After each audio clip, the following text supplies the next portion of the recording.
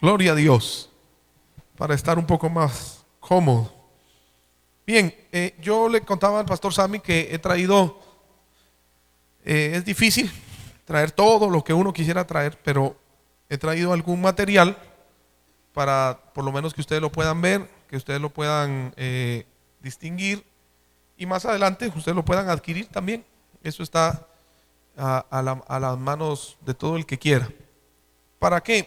Para ayudarse en el estudio de la palabra del Señor. Ya ustedes saben que para un buen estudio de la palabra de Dios es bueno utilizar fuentes externas que nos ayuden a comprender aún más lo que la palabra de Dios nos está diciendo. Entonces, una de las maneras más, podríamos decir, sencillas para todos, los que no manejan tal vez un nivel académico o teológico más alto, es el poder tener a su alcance diferentes versiones de la Biblia. Nosotros, como la obra del movimiento misionero, pues estamos utilizando y se ha establecido la versión de la Reina Valera del 1960, que es la que nosotros utilizamos. Pero debemos recordar de que es bueno poder optar a otras traducciones que en muchos casos nos van a ampliar la información. Hay que tener cuidado, debemos de recordar que en la traducción, la palabra pues es inspiración de Dios, pero la traducción es otra cosa, porque ya es la manera en que la persona, el traductor, entiende lo que está viendo y lo plasma según lo que él comprende, lo que logra observar. Entonces, uno encuentra que en todas las versiones de la Biblia hay situaciones que causan dificultad, hay errores en muchos de ellos y que, bueno, nos toca es tratar de buscar y de poder llegar a la verdad bíblica que encontramos. Yo creo que mañana o el viernes veremos una de esas cosas que suceden, que la Biblia nuestra, la que utilizamos, lo traduce de una manera, pero que el sentido real que tiene el texto en hebreo es otro. Y que cuando lo leamos, ustedes se van a dar cuenta que toda la perspectiva cambia. Y que a veces, pues muchas veces nos ayuda el sentido común y el Espíritu Santo definitivamente a entender las cosas grandes que están escondidas en la palabra del Señor. Entonces, yo para mañana, que mañana vamos a ver algunas cosas, yo les he traído algunos libros. Por ejemplo, mañana vamos a usar la Reina Valera actualizada, que es otra versión, la nueva versión internacional, que son, como les repito, Biblias o versiones que deben de estar en la biblioteca de uno, para uno estudiar la palabra del Señor. También no pude traer una de las Biblias que en lo personal poseo, que se llama Cantera Iglesias. Dentro del ámbito o dentro de las traducciones católicas, las dos Biblias consideradas como la mejor traducción bíblica dentro del mundo católico es la Nácar Colunga y la Biblia Cantera Iglesias. Creo que aquí se logra conseguir la Nácar Colunga. Esta Cantera Iglesias únicamente se consigue en España. Por alguna situación ahí que Dios me pudo ayudar, pude conseguirla. Y pues es una gran ayuda al momento de leer las Sagradas Escrituras. También en el ámbito evangélico, para muchos teólogos, no estamos diciendo que sea la única, no, pero dentro de la teología, la Biblia de las Américas es considerada como una traducción también muy fiel, lo más acercado al texto original, tanto en hebreo como en griego, que fueron los idiomas en que se escribieron estos testamentos. Yo les traje también para una ayuda muy importante, es este léxico concordancia del Nuevo Testamento en griego y español. El autor es un señor llamado Jorge Parker, que es este libro verde de acá. Este libro tiene una peculiaridad muy importante. ¿Cuál es? Esta es como una concordancia que, que es la que está hasta atrás de la Biblia, donde ustedes buscan cuando tienen alguna palabra, ustedes buscan la palabra y ahí se lo despliega. Pero esta Biblia, este libro es algo especial. ¿Por qué razón? Porque ustedes saben que en los idiomas originales, por ejemplo en griego, una palabra puede significar varias cosas. Una palabra puede tender a significar algunas cosas, y en hebreo no digamos. Por ejemplo, en hebreo hay palabras que significan un número, que significan un nombre y que significan un animal o algo así. Entonces, este libro solo se refiere al Nuevo Testamento, es decir, al griego. Y la concordancia está hecha de acuerdo a la utilización de las palabras. ¿Sí? Por ejemplo, una palabra en griego puede ser obediencia, pero puede haber otras dos o tres que, como lo vamos a ver, que también tienden a significar obediencia. Esto lo divide. Entonces les dice, si ustedes, por ejemplo, leen Romanos capítulo 13, verso 1, que fue lo que leímos, y ustedes quieren buscar la expresión sométase, entonces, si ustedes van a la concordancia que tiene su Biblia, ustedes van a encontrar sometimiento y un poco de textos. En este libro, ustedes hasta la parte de atrás, que está en español, ustedes buscan sometimiento. Y entonces, al encontrarlo, les da varios números, que son todas las expresiones griegas que están en el Nuevo Testamento que significan sometimiento. Entonces ustedes buscan en cada número hasta encontrar el texto que ustedes leyeron. Esa es la expresión que está usando el autor. Y de ahí se desprende para hacer un estudio del término y poder identificar qué es lo que está tratando de decir el autor. Creo que ahorita les queda un poco así como confuso, pero mañana van a saber qué es esto, porque yo se los voy a traer y se los voy a mostrar. Entonces esto es un buen elemento para que ustedes lo puedan tener. No necesitan saber griego, porque todo está en español y ustedes lo pueden utilizar. Y también les traje este libro azul. Pues este libro aquí yo no lo he encontrado en Colombia. Me han dicho que únicamente se puede conseguir en Estados Unidos, pero es lo mismo que este verde. Lo único dificultoso, bueno, para mí, para ustedes yo sé que no, es de que todo está en inglés. Entonces ustedes lo pueden entender perfectamente. Entonces este libro hace lo mismo que hace este libro verde. Y mañana, si puedo, con la ayuda del Señor, les voy a tratar de mostrar algunos programas, algunos libros virtuales que tengo en el computador, que también hacen lo mismo que esto, solo que no son así, sino ya son virtuales y ustedes lo pueden obtener. Y para los que nunca habían visto, pues se los traje para que pudieran ver una Biblia hebraica, es decir, todo el Antiguo Testamento en hebreo, escrito en hebreo, con los comentarios en hebreo, para que el que nunca lo ha visto, pues pueda ver cómo es la escritura, cómo está el orden. El orden en esta Biblia es totalmente diferente al que nosotros tenemos en la versión que utilizamos. Por ejemplo, el libro de Esther.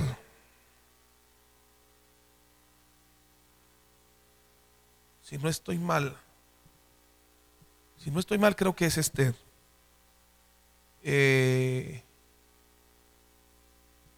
Esta Biblia lo coloca después de Proverbios. ¿Por qué razón? Nosotros no lo tenemos después de Proverbios. Nosotros tenemos Cantares. Pero ¿por qué ellos unifican o ponen a Esther después de Proverbios? Ahorita les voy a decir bien cuál es el libro. Es que tengo una confusión. Recuérdenme ahorita ustedes, Noemí. Ruth es el libro, es Ruth. ¿Por qué lo ponen después de Proverbios? Porque ¿de qué habla el último capítulo de Proverbios? De la mujer virtuosa. Y cuando se refiere a la mujer virtuosa, el escritor utiliza un término que no se repite en ningún lado de la Biblia, únicamente en el libro de Ruth. Entonces ellos identifican y dicen, bueno, lo vamos a poner después de Proverbios porque en ningún lado más está. Y de alguna manera es un problema, porque Ruth era una moabita, pero pareciera ser que el escritor de Proverbios habla todo lo que es la mujer virtuosa y luego ponen a Ruth como diciéndole, esta es la mujer virtuosa que está hablando el proverbista anteriormente. Entonces es algo precioso, es algo hermoso, que todo eso tiene una enseñanza, pero se los dejo como un abrebocas para que ustedes lo saboreen y miren que hay tanto por explorar en la palabra del Señor. Entonces, ya ahora cuando terminemos, yo los pienso dejar ahí un ratito para que ustedes pasen, no se los lleven, sino que solo los miren y los ojeen y los puedan usar. Mañana vamos a usar las otras Biblias, vamos a utilizarlas para leer algunas cosas que me parecen muy importantes y espero que les puedan servir. Gloria a Dios. Bien, entonces vamos a hablar sobre autoridad espiritual. La autoridad espiritual es algo profundo, hermano. La autoridad espiritual es algo sumamente importante para nosotros como creyentes. La autoridad espiritual debe de ser parte de nosotros, ¿sí? Si no lo tenemos, si no lo poseemos, en cualquier momento podemos deshonrar a Dios y aunque estemos dentro de la iglesia, estar a la misma vez fuera del propósito del Señor. La autoridad espiritual es algo que Satanás, que el Señor lo reprenda, astutamente ha venido trabajando para robarlo de en medio del pueblo de Dios, porque sabe que quitando ese elemento, él no necesita casi ni actuar, él no necesita ni moverse, sino la misma persona provoca a Dios a ira contra ella misma. Es de estas armas secuaces del enemigo, podríamos decir muy hábiles, en donde Satanás ni siquiera hace el trabajo sucio, sino lo hace que lo haga uno mismo. Él ni siquiera se mete, sino que solo lo impulsa uno para uno mismo hacer que Dios se levante y lo castigue a uno. Mientras que el enemigo, me imagino yo, desde fuera estará viendo cómo uno mismo se está destruyendo. Entonces, por eso le decía, y el pastor recalcaba, la autoridad espiritual es importante que todos la podamos reconocer, la podamos tener, la podamos usar, la podamos vivir para que sea algo especial en nuestra vida. Vamos a usar la Biblia, vamos a ver varios casos bíblicos y vamos a ver el desenlace de esos casos. Y allí ustedes van a darse cuenta, junto conmigo, de lo peligroso que es cuando no reconocemos las autoridades que han sido puestas con Dios. El apóstol Pablo en Romanos 13 comienza diciendo: sométase toda persona a las autoridades superiores, porque no hay autoridad sino de parte de Dios, y las que hay por Dios han sido establecidas. Y luego añade claramente que el que se opone a la autoridad está resistiendo directamente a Dios. Así que de alguna manera, en términos nuestros, el que se opone a la autoridad se mete en problemas con Dios. Pablo, en esos versos que leímos, pues comienza a hablar de, y en otros textos que vamos a ver, habla del sometimiento a las autoridades seculares. Está hablando de los gobernadores, los reyes, etcétera. ¿Cuánto más entonces para nosotros el poder someternos y el poder respetar la autoridad de los hombres de Dios que han sido puestos por Él mismo en algún trabajo o en alguna labor? Respeto a la autoridad. La autoridad, yo voy a utilizar algunas cosas que he resaltado aquí de lo que dice Watchman Nee, porque me parece muy especial. Este hombre dice que el pecado contra el poder es perdonado con más facilidad que el pecado contra la autoridad, porque este último es un pecado contra Dios mismo. La autoridad es algo de importancia sin igual en el universo. No hay nada que la sobrepase. Por consiguiente, es imperativo que los que deseamos servir a Dios conozcamos su autoridad. Yo creo que todos queremos servir a Dios. Y cuando hablo de servir a Dios, no me estoy refiriendo específicamente a ser pastores. Me estoy refiriendo a servir en lo que Dios le haya puesto en el corazón. Pero para poder servir es algo imperativo, es algo necesario, es algo que no puede pasar desapercibido en nuestra vida, que tenemos que conocer, reconocer la autoridad que Dios ha puesto al frente de nosotros. Gloria sea el nombre del Señor. ¿Cuál es el problema del respeto a la autoridad? Que nosotros estamos acostumbrados no a ver la investidura de la persona, sino a ver al hombre, a ver a la persona como tal. Y allí hay un problema, porque si nosotros vemos a la persona, fácilmente vamos a poder desconocer la autoridad que ha sido puesta con Dios, que ha sido puesta por Dios. Pero si nosotros vemos la investidura que está sobre él, podremos reconocer que él es una autoridad. Alabado sea el nombre del Señor. ¿Qué es lo que hace que una persona tenga o no tenga autoridad? La investidura que ha sido puesta sobre él. Usted puede encontrar a un agente de la policía en la calle, que si él no va uniformado, nadie le podrá hacer caso. Pero si él va uniformado y una placa que lo represente, todas las personas le respetarán. Y si él le dice a un auto que se detenga, se tiene que detener porque es una autoridad. Pero si está de civil y no tiene ninguna identificación ni nada que lo identifique como un agente, la gente pasará desapercibida. La gente dirá: ¿y quién es este? Gloria al Señor. De la misma manera debemos nosotros ver no la persona, ¿sí?, sino ver la investidura que está sobre él.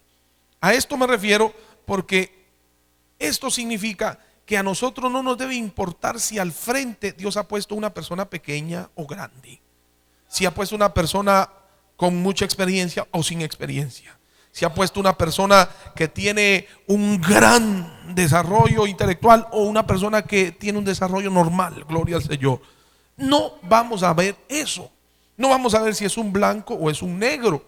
No vamos a ver si es de esta región o es de otra región. No vamos a ver nada de eso. Lo que vamos a ver es el manto que ha sido puesto sobre él, que él representa a Dios y que por lo tanto es una autoridad que debemos respetar.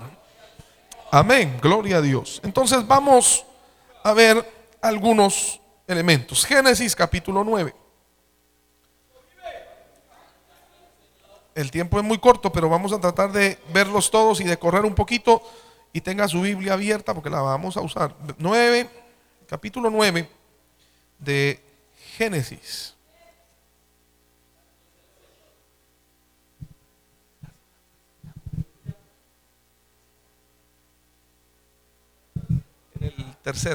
En el tercero. Capítulo 9 de Génesis. Bien, dice, capítulo 9, vámonos al verso número 18. Y los hijos de Noé que salieron del arca fueron Sem, Cam y Jafet. Y Cam es el padre de Canaán. Estos tres son los hijos de Noé, y de ellos fue llena toda la tierra. Después comenzó Noé a labrar la tierra y plantó una viña, y bebió del vino y se embriagó, y estaba descubierto en medio de su tienda. Y Cam, padre de Canaán, vio la desnudez de su padre y lo dijo a sus dos hermanos que estaban afuera. Entonces Sem y Jafet tomaron la ropa y la pusieron sobre sus propios hombros, y andando hacia atrás cubrieron la desnudez de su padre, teniendo vueltos sus rostros, y así no vieron la desnudez de su padre. Y despertó Noé de su embriaguez y supo lo que había hecho su hijo más joven, y dijo: maldito sea Canaán, siervo de siervos será a sus hermanos. Dijo más: bendito por Jehová mi Dios sea Sem, y sea Canaán su siervo. Engrandezca Dios a Jafet, y habite en las tiendas de Sem, y Canaán sea su siervo. Y vivió Noé después del diluvio 350 años, y fueron todos los días de Noé 950 años, y murió. Aquí encontramos a Noé en una problemática, en una situación difícil. Gloria al nombre del Señor. Nosotros vemos primero que Noé comete un error. No fue plantar la viña, sino embriagarse. Ese fue el peor error que él pudo haber cometido. Noé, si nosotros nos damos cuenta, esto está sucediendo luego de que ya ha pasado el diluvio y de que ellos son las personas que salen del arca y que Dios les dice, vayan y poblen la tierra. Si ustedes pueden darse cuenta, uno puede ver que las figuras son muy similares. ¿A quién? A Adán y a Eva. Porque cuando Noé sale no hay nada, solo los animales que iban con él en el arca, no hay otro ser humano, solamente su familia. Y entonces Noé, nosotros recordamos que todos ellos se salvan porque Noé haya gracia delante de Dios. Entonces él sale y ya Dios les da las indicaciones que deben de hacer, ya comienzan a poblar la tierra, a regarse, pero en esta ocasión Noé se embriaga y uno de sus hijos, llamado Cam, ustedes se pueden dar cuenta que al ver la desnudez de su padre, lo dijo a sus dos hermanos que estaban afuera. Muchos teólogos y escritores afirman que esta actitud de Cam se refiere a la burla. A la burla, ¿sí? De haber visto a su padre desnudo. No entra en más detalles, pero se puede sentir que el texto nos está llevando a creer que este joven se burló, le faltó el respeto a su padre. Luego, ustedes se dan cuenta que cuando Noé reacciona, Noé profiere maldición sobre Canaán, que es la simiente de Cam, y bendición sobre Jafet y sobre Sem, porque los otros dos hijos, al enterarse, ustedes se dan cuenta que se ponen la ropa en la espalda, entran de espaldas sin ver a su padre y lo cubren ya y lo tapan de la situación tan vergonzosa en la que se encontraba. Entonces Noé los bendice, pero a la generación de Cam la maldice. Por eso habla sobre Canaán y les dice que van a ser siervos sus generaciones de las generaciones de sus hermanos. Qué terrible, porque aquí encontramos algo, y es que Noé era una autoridad, pero esa autoridad falló. De alguna manera esa autoridad comete un error, que es embriagarse. Sin embargo, ustedes se pueden dar cuenta también que cuando él reacciona y maldice a Canaán, esa maldición se dio por sentada. Dios respaldó esa palabra. Es decir, Dios no estuvo de acuerdo con la actitud de Cam. Y cualquiera pudiera decir, bueno, pero es que también Noé tuvo la culpa, él falló. Pero eso no le valió a Cam para que no fuera sobre él la maldición que su padre le dio. Aquí comenzamos a desenroscar un poquito qué es el respeto a la autoridad. Gloria al Señor. Ese tono burlesco, esa manera de haber quizá denigrado o burlado de su padre, le costó una maldición de toda su genealogía. Y mire que Dios respaldó las palabras de Noé. Alabado el nombre del Señor. Aunque Noé había fallado, esto nos enseña de alguna manera que las autoridades que han sido puestas por Dios, y más adelante lo vamos a ver aún mejor ilustrado, que las autoridades que Dios ha puesto merecen nuestro respeto.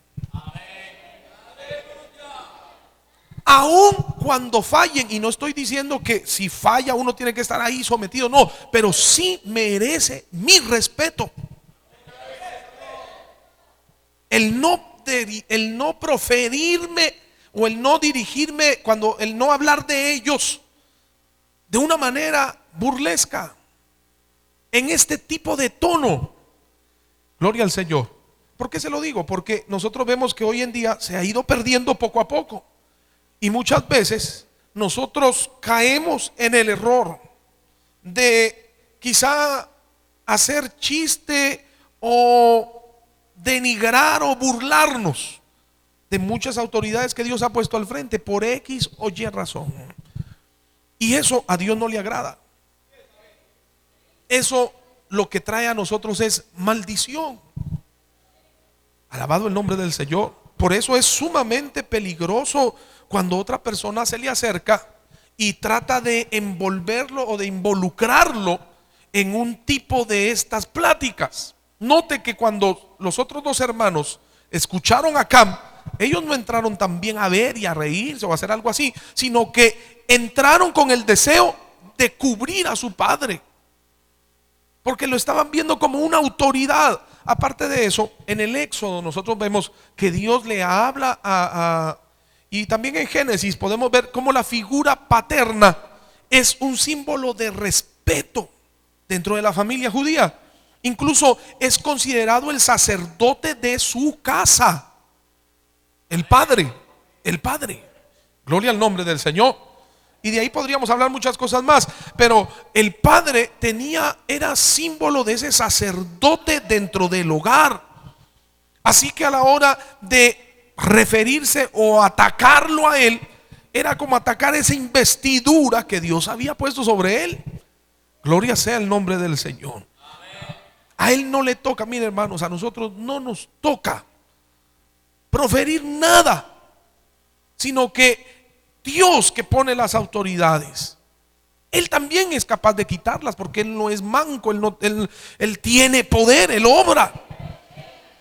El problema es de que nosotros damos nuestra opinión, y ahí viene el problema. Nosotros no debemos de tratar de dar ninguna opinión al respecto, pero usted ve que somos muy dados a especular, a opinar, y muchas veces a proferir palabras en nuestra ignorancia, porque a veces ni siquiera sabemos el porqué o la razón exacta de todas las cosas, y decimos, no, esto fue por esto y esto y esto y esto. Gloria al Señor. Peligroso. Entonces vemos que esto nos puede acarrear a nosotros, gloria al Señor, una maldición. Podemos tener ese problema que tuvo Cam. También es necesario que volvamos a repetir que todos los que desean servir al Señor deben tener un encuentro con la autoridad. Cuando no se respeta la autoridad, eso se toma como símbolo de rebeldía.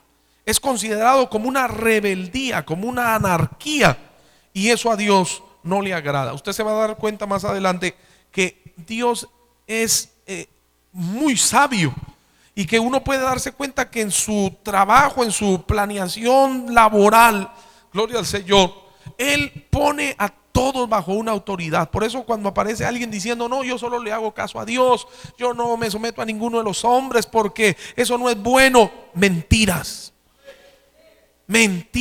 Lo que no le gusta es obedecer, ni dar cuentas. Eso es lo que no le agrada. No es de que Él quiera oír la voz de Dios, porque Dios se goza cuando nosotros nos sometemos a otra autoridad.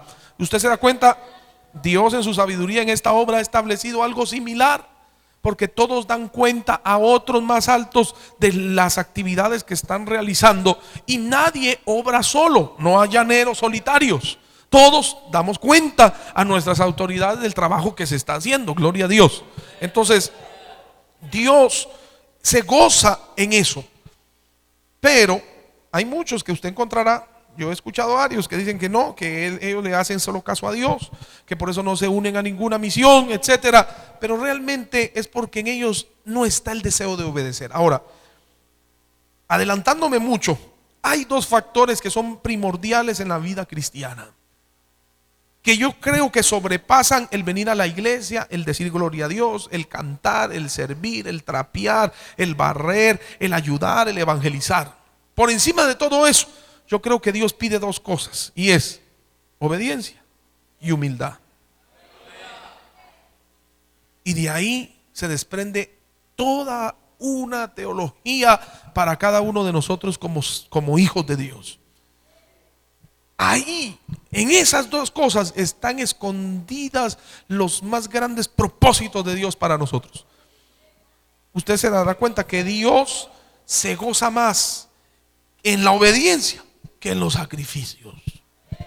Pero nosotros lo tenemos al revés. Nosotros pensamos que mientras más hacemos, más le agradamos, aunque somos desobedientes en muchas cosas. No es así, es al contrario. Él se goza más en que usted y yo obedezcamos al Señor y a su palabra y a sus autoridades, que en los miles de sacrificios que podamos hacer. Eso a Dios no le agrada. Miremos otro caso en Levítico, capítulo número 10, verso 1. Ahí encontramos la historia de dos personajes, Nadab y Abiú. Verso 1 dice: Nadab y Abiú, hijos de Aarón, tomaron cada uno su incensario y pusieron en ellos fuego sobre el cual pusieron incienso y ofrecieron delante de Jehová fuego extraño, que él nunca les mandó. Y salió fuego de delante de Jehová y los quemó y murieron delante de Jehová. Alabado sea el nombre del Señor. Entonces dijo Moisés a Aarón: esto es lo que habló Jehová diciendo: en los que a mí se acercan me santificaré, y en presencia de todo el pueblo seré glorificado. Y Aarón cayó. Nosotros vemos a dos muchachos llamados Nadab y Abiú, hijos de Aarón, que eran sacerdotes no porque fueran personalmente rectos delante de Dios, sino porque pertenecían a la familia que Dios había escogido. En todos los asuntos referentes al trabajo sacerdotal, Aarón podríamos decir que era el jefe, la autoridad puesta por Dios, y sus hijos eran simples servidores que obedecían órdenes, gloria al Señor, y que ayudaban en lo que se hacía. 12 veces se menciona a Aarón y a sus hijos en Levítico capítulo 8. En el capítulo siguiente nosotros vemos a Aarón ofreciendo sacrificios con sus hijos, ayudándole a su lado. Esto es bueno que lo veamos, porque nosotros vamos a ver que estos dos hombres ayudaban a Aarón cuando se hacía el trabajo en el altar, y que estos dos muchachos de alguna manera podemos pensar que tenían cierta experiencia ya en lo que se hacía, gloria al nombre del Señor, en cómo se preparaba el altar, el animal, todo cómo debía ir preparado, qué se hacía primero, después, todo lo relacionado a esta, gloria al nombre del Señor, al sacrificio, a cómo se debía de realizar. Sin embargo, nosotros vemos que ellos cometen un error, y el error es de que ellos en el capítulo 10 se adelantan a sacrificar fuego, y les es tomado como un fuego extraño, que lo que provocó fue que se murieran. Jehová los mató. No podemos entrar en más detalles por el tiempo, pero lo que quiero decirles es de que uno puede darse cuenta de que ellos faltan a la autoridad que estaba encima de ellos, que era su padre, Aarón. ¿Por qué? Porque ellos de su propio deseo deciden tomar el incensario cada uno y poner en ellos fuego, incienso, y ofrecer a Jehová. Ahora, parece algo bueno. Por un lado, uno puede ver que es algo bueno lo que iban a hacer, no era nada malo. Número dos, podríamos especular, por lo que hemos dicho, que ellos tenían cierta experiencia para hacer las cosas bien. Sin embargo, Dios no se los recibe, los mata, los quita. Gloria a Dios. ¿Por qué? Porque no los había mandado. Mire que el final del verso 1 es claro, en el capítulo 10, cuando le dice que Él nunca les mandó. Ofrecieron delante de Jehová fuego extraño que Él nunca les mandó, que Él nunca les había dicho que sacrificaran.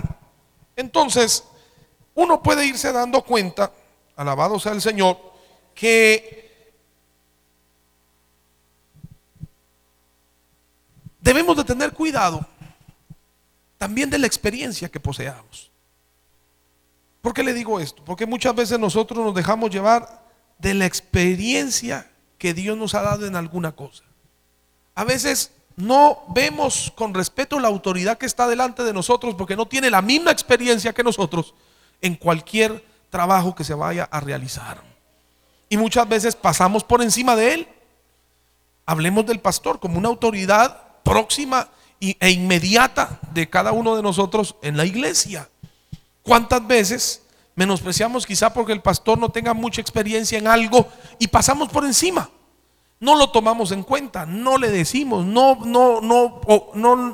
oímos la opinión que él tenga al respecto de lo que vamos a hacer, porque ya nuestra experiencia nos ha enseñado cómo hay que hacer las cosas. Ahora, el error no está en que usted ya sepa, el error está en que no ha tomado en cuenta a su autoridad. Ellos delante de Jehová trajeron fuego que ellos mismos hicieron, que tal vez no estaba del todo mal, pero Jehová nunca les había mandado a hacer eso. Note eso, Jehová nunca los mandó a eso, Aarón tampoco. Y cuando dice que Jehová no les mandó, no fue porque Jehová les dijera en persona, sino que usted mira en la Biblia que cuando él va a hablar, muchas veces, en la mayoría de los casos, él utiliza sus autoridades puestas, lo que él ha puesto al frente, para hablarle al pueblo, para hablarle a otra persona. Entonces, cuando la Biblia, el escritor nos dice que Jehová nunca le mandó, de alguna manera implícita podemos pensar que Aarón jamás les dijo que lo hicieran. Respeto a la autoridad.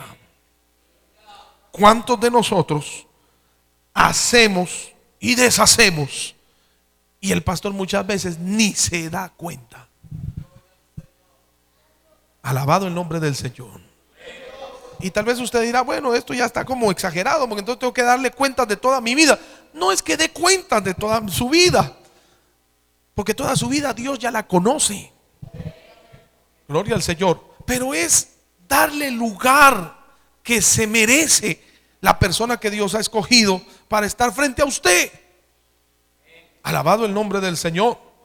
Por ejemplo, muchas veces hay personas que son muy hábiles para los negocios y realizan muy buenos negocios, pero ¿cuánto usted trata o se acerca a su líder, a su autoridad puesta por Dios, a consultar, a preguntar, a decirle qué opina de tal cosa? Gloria al Señor.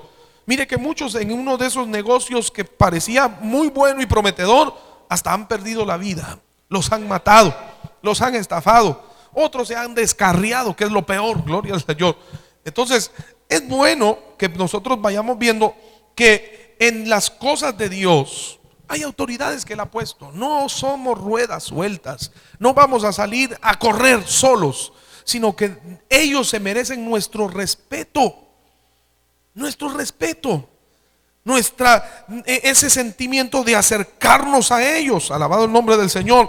En el camino de Dios no hay lugar para el servicio individual, sino que en esto debemos de poder identificar las autoridades que Dios ha puesto al frente de nosotros. Pero hay otro caso, ahora en Números, capítulo número 12. Y ahí encontramos una historia que tal vez usted la ha leído en más de alguna ocasión. Capítulo 12. Y dice: María y Aarón hablaron contra Moisés a causa de la mujer cusita que había tomado, porque él había tomado mujer cusita. Y dijeron: ¿solamente por Moisés ha hablado Jehová? ¿No ha hablado también por nosotros? Y lo oyó Jehová. Acuérdese de eso, lo oyó Jehová. Y aquel varón Moisés era muy manso, más que todos los hombres que había sobre la tierra. Luego dijo Jehová a Moisés, a Aarón y a María: salid vosotros tres al tabernáculo de reunión. Y salieron ellos tres. Entonces Jehová descendió en la columna de la nube y se puso a la puerta del tabernáculo, y llamó a Aarón y a María, y salieron ambos. Y les dijo: oíd ahora mis palabras. Cuando haya entre vosotros profeta de Jehová, le apareceré en visión, en sueños hablaré con él. No así a mi siervo Moisés, que es fiel en toda mi casa. Cara a cara hablaré con él, y claramente, y no por figuras, y verá la apariencia de Jehová. ¿Por qué pues no tuvisteis temor de hablar contra mi siervo Moisés? Entonces la ira de Jehová se encendió contra ellos y se fue, y la nube se apartó del tabernáculo. Y he aquí que María estaba leprosa como la nieve, y miró a Aarón, a María, y he aquí que estaba leprosa. Y dijo Aarón a Moisés: Señor mío, no pongas ahora sobre nosotros este pecado, porque locamente hemos actuado y hemos pecado. No se quede ella ahora como el que nace muerto, que al salir del vientre de su madre tiene ya medio consumida su carne. Entonces Moisés clamó a Jehová diciendo: te ruego, oh Dios, que la sanes ahora. Y Jehová respondió: pues si su padre hubiese escupido en su rostro, ¿no se avergonzaría por 7 días? Sea echada fuera del campamento por 7 días y después volverá a la congregación. Así fue María echada del campamento 7 días. El pueblo no pasó adelante hasta que se reunió María con ellos. Impresionante, ¿cierto? Una historia buena. Aquí podemos desprender mucho, pero vamos a ir tratando de ir en orden.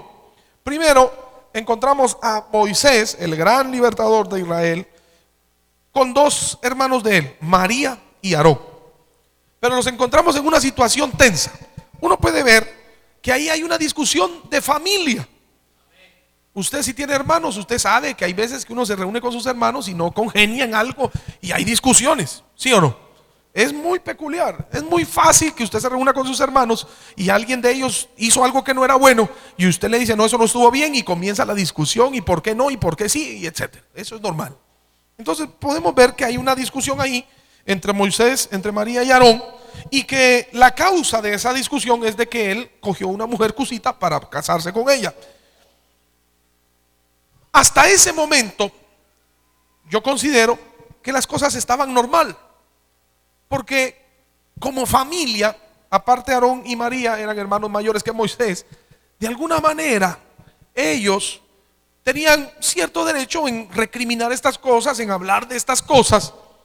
Pero el error, y me llama tanto la atención que el escritor enfatiza que como que ahí hubo algo tremendo que Dios, o que Jehová lo escucha, y es el verso 2, cuando ellos dicen: solamente por Moisés ha hablado Jehová, ¿no ha hablado también por nosotros? En ese momento ellos ya no se salen de la situación en la que están y se meten en contra de la investidura que Dios le ha dado. Ahí está el problema. Ellos se comparan y se examinan y se dan por sentado que así como Jehová usa a Moisés, también los usa a ellos. De alguna manera está diciendo: bueno, así como usa él, me usa a mí, entonces yo también soy otro Moisés. En pocas palabras. O sea que ahí, según ellos, habían tres Moiséses, pero delante de Dios había uno. Él había investido a uno. Y note que es tan terrible las palabras que ellos mencionan, ya tal vez en lo acalorado de su discusión, que el escritor nos dice: y lo oyó Jehová. Esto es maravilloso. Primero, ¿por qué? Porque debemos de saber que cada vez que usted y yo nos levantemos contra una autoridad, es Dios el que lo está oyendo. Uno casi siempre eso lo hace escondido, donde no oiga, donde nadie vaya a contar, donde nadie vaya a decir el chisme. Pero es de balde, Dios oye esas cosas. Dios lo oyó. Dios oyó cuando él supo que habían ya menospreciado la autoridad que Dios había puesto sobre él, y Jehová lo oyó. Pero luego el escritor nos dice que Moisés era un varón manso, más que todos los hombres que había sobre la tierra. Gloria al Señor. Y aquí hay algo especial, porque uno puede decir: bueno, la Biblia dice que era un hombre manso, pero allá cuando él pierde el derecho a entrar a la tierra prometida, no se le mira nada de mansedumbre. ¿Se acuerda usted en la historia? Y si no la lee en su casa, él coge la vara y golpea la piedra y le dice a la gente: les hemos que dar de beber agua, y golpeó la peña, gloria al Señor, y perdió el derecho a entrar a la tierra prometida. Pero el escritor lo que nos resalta es que este hombre entiende, conoce que fue Dios el que lo puso, y que Dios es el que se va a encargar de defenderlo. Y eso es maravilloso para aquellos que Dios pone como autoridad al frente de algo. Debe de saber que, como dice el apóstol, la guerra no es contra carne ni sangre. No es necesario que usted pelee contra su hermano o su hermana, no. Si Dios lo puso al frente de algo, Dios sacará la cara por usted y por mí. No hay necesidad de defendernos a nosotros mismos. No hay necesidad de golpear, de arremeter contra el que se opone. Es Dios el que va a obrar en favor de nosotros. Pero lamentablemente nosotros somos al revés. A veces, como usted sabe, eso es como una ley que Dios ha puesto, no sé cómo llamarlo. Pero cuando usted está al frente de algo y Dios le da alguna idea, le pone en el corazón algo y usted dice, vamos a lanzarnos, siempre hay uno que otro que dice no. Y si usted dice párense, él se sienta. Gloria a Dios. Y son como instrumentos de Dios para llevarlo a uno a las rodillas, a la comunión, a llorar. Señor, mira este hombre, pero ¿qué voy a hacer? Pero lo que debemos de entender es de que Dios es el que está con nosotros. Si Él nos puso, Él nos va a defender. No importa todo lo que planeen, no importa quiénes se reúnan, no importa en dónde se escondan, Dios está con nosotros. Alabado sea el nombre del Señor. A su nombre gloria. Entonces, después de que Jehová los oye, dice el verso 4 que Jehová le dijo a Moisés, a Aarón y a María que salieran los tres y que fueran al tabernáculo de reunión. Y los tres se fueron para allá. Y dice que cuando ya estaban allá, descendió Jehová en la columna de la nube y que se puso a la puerta del tabernáculo. Y que llamó a Aarón y a María. Y ambos salieron. Gloria a Dios.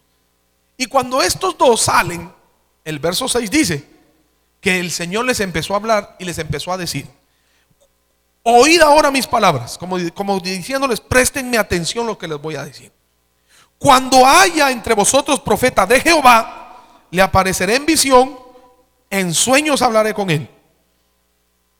Se está refiriendo a la época ya de más adelante, allá por Samuel, de los profetas. Se está refiriendo a esa época y le está diciendo el Señor: cuando ya haya profeta en medio del pueblo, yo me voy a aparecer a él.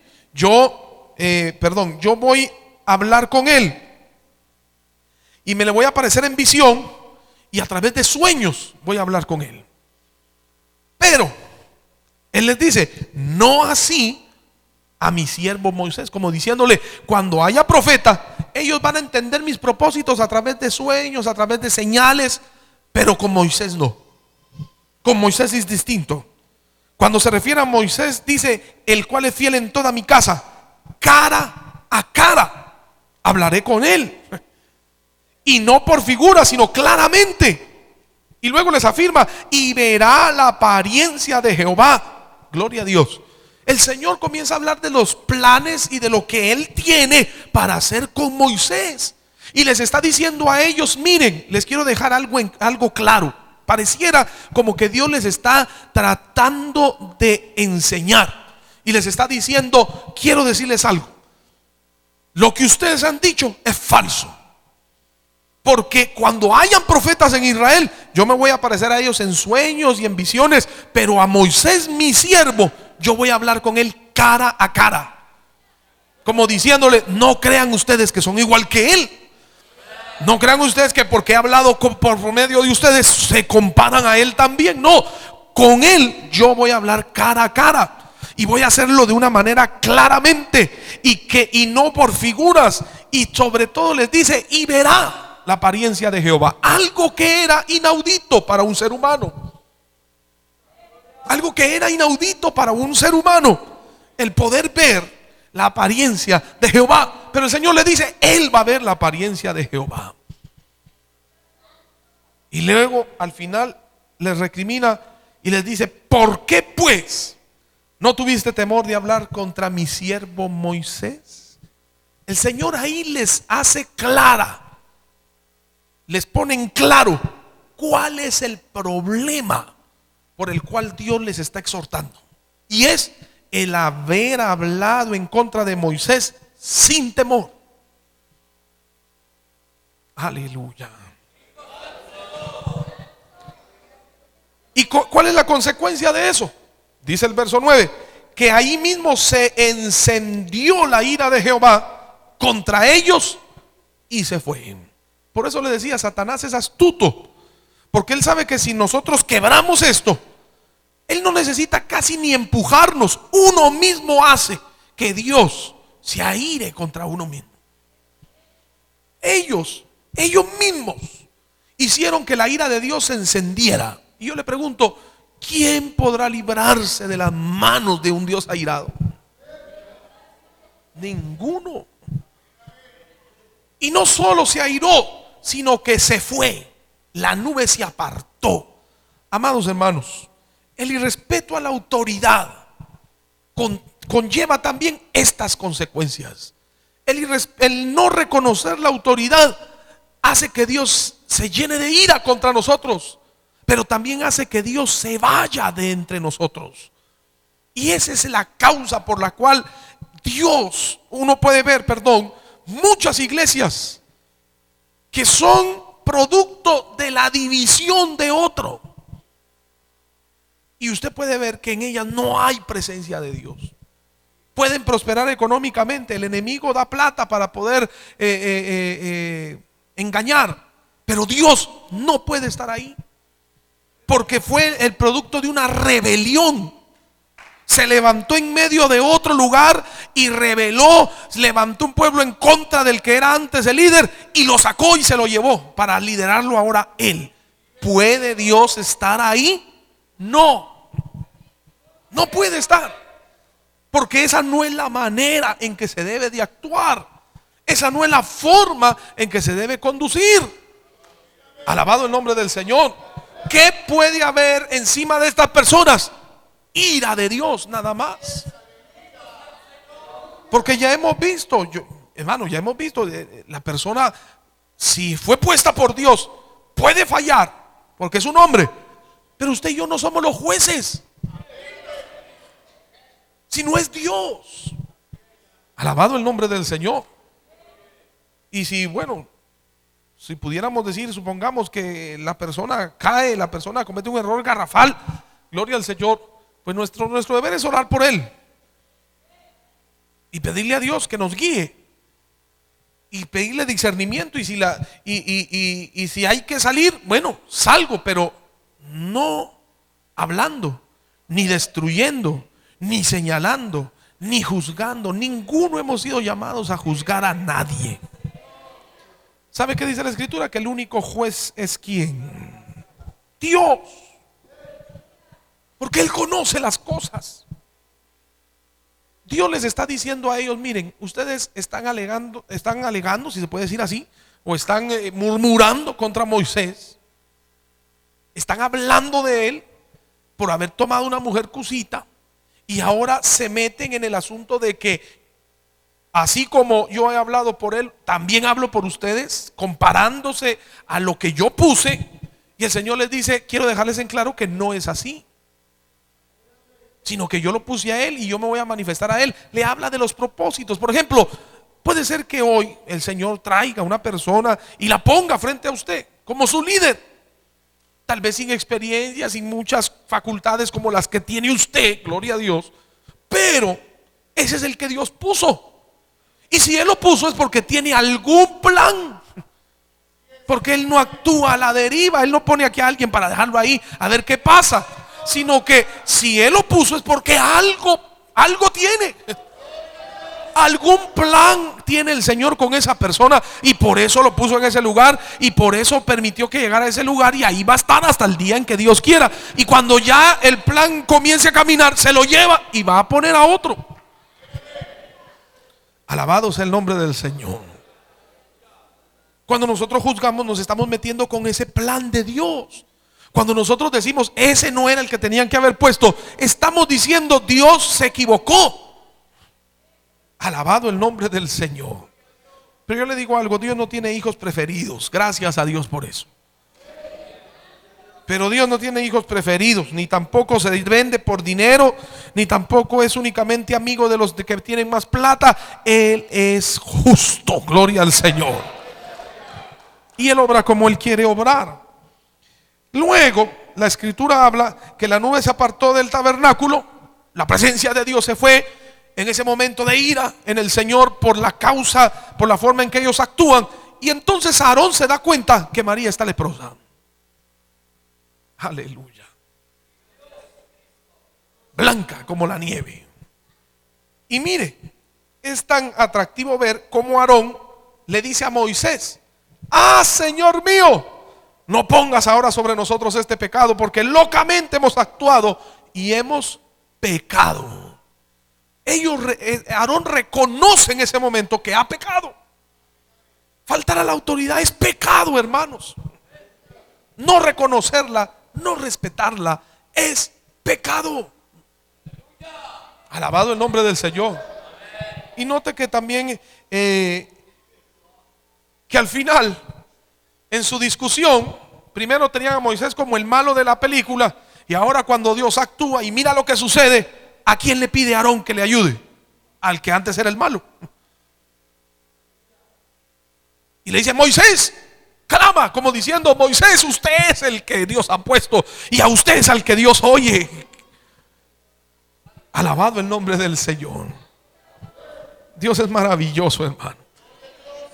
Y entonces la Biblia nos habla de que el Señor le responde a Moisés y le dice: bueno, nos habla de una costumbre que es cuando ha escupido sobre su rostro, no se avergonzaría por 7 días. Todo eso es una historia que no quiero tocar ahora, pero lo que quiero referirme es de que María fue sacada del campamento durante 7 días.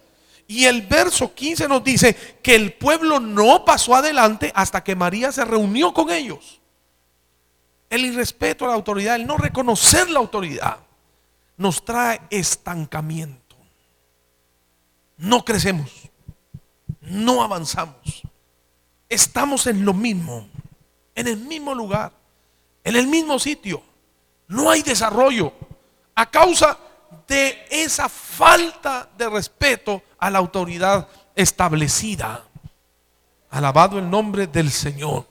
Dese cuenta, la persona que se dedica a murmurar, a criticar, a hablar mal, a denigrar el trabajo que está haciendo otro, usted se da cuenta que nunca prospera, nunca avanza, nunca logra hacer nada, porque es como una cadena que lo detiene. Ahora, note que no solamente la detuvo a ella, detuvo a todo un pueblo.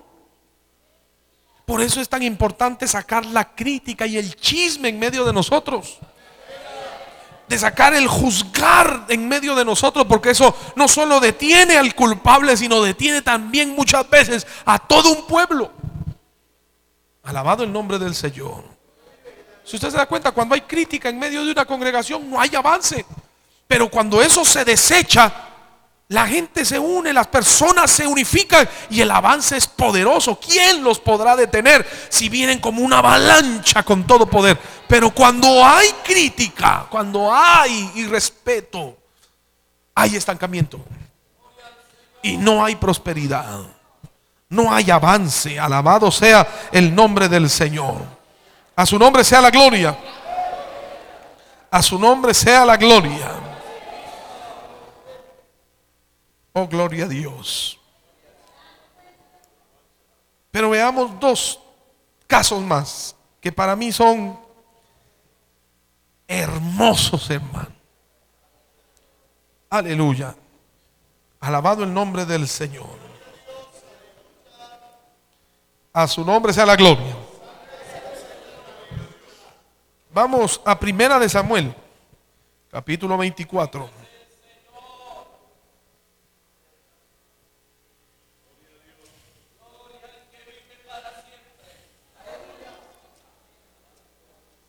Capítulo 24 de Primera de Samuel. Verso 1 en adelante. Cuando Saúl volvió de perseguir a los filisteos, le dieron aviso diciendo: he aquí, David está en el desierto de Engadi. Y tomando Saúl 3,000 hombres escogidos de todo Israel, fue en busca de David y de sus hombres, y por las cumbres de los peñascos de las cabras monteses. Cuando llegó a un redil de ovejas en el camino, donde había una cueva, entró Saúl en ella para cubrir sus pies. Y David y sus hombres estaban sentados en los rincones de la cueva. Entonces los hombres de David le dijeron: he aquí el día que te dijo Jehová, he aquí que entregó a tu enemigo en tu mano y harás con él como te pareciere. Y se levantó David y calladamente cortó la orilla del manto de Saúl. Después de esto, se turbó el corazón de David, porque había cortado la orilla del manto de Saúl. Y dijo a sus hombres: Jehová me guarde de hacer tal cosa contra mi señor, el ungido de Jehová, que yo extienda mi mano contra él, porque es el ungido de Jehová. Así reprimió David a sus hombres con palabras y no les permitió que se levantasen contra Saúl.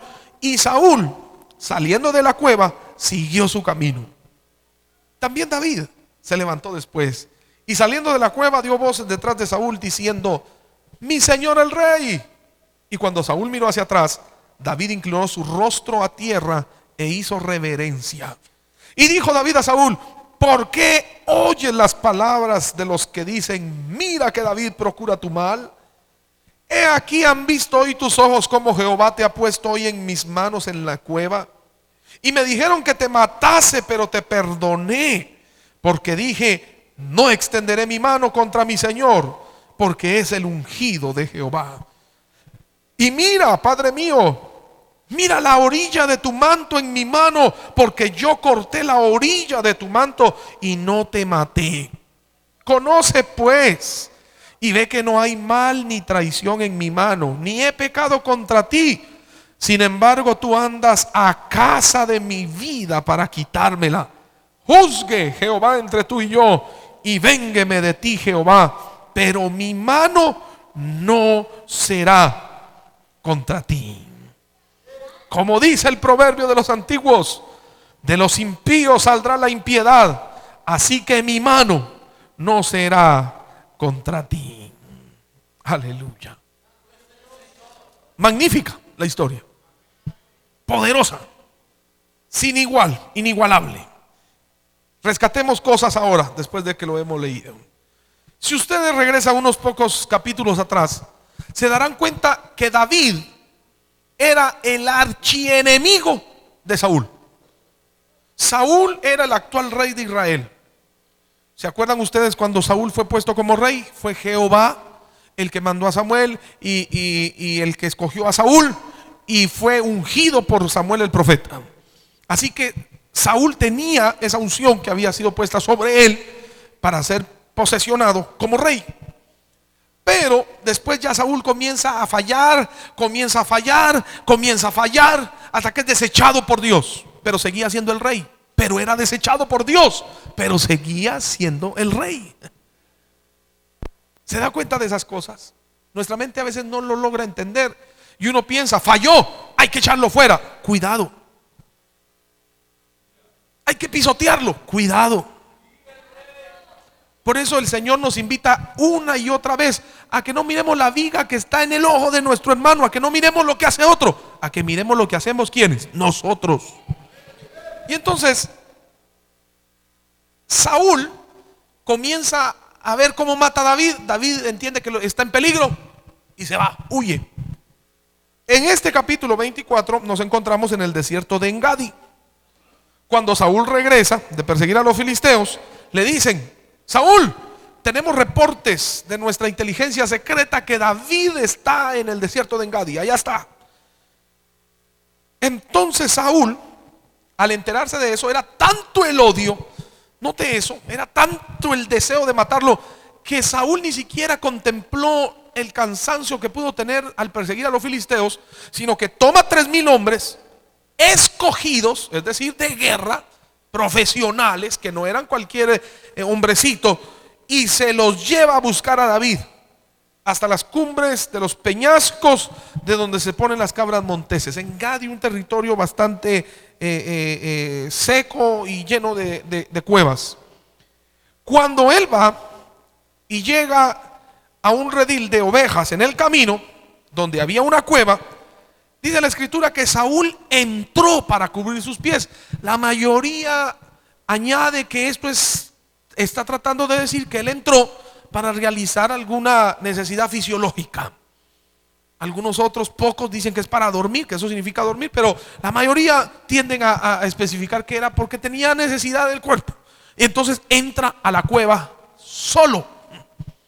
Y allá, en la cueva, la escritura nos dice que se encontraba David y sus hombres escondidos. Yo le quiero hacer una pregunta, después de lo que le he contado. Si usted fuera David, sinceramente, ¿qué hubiera hecho?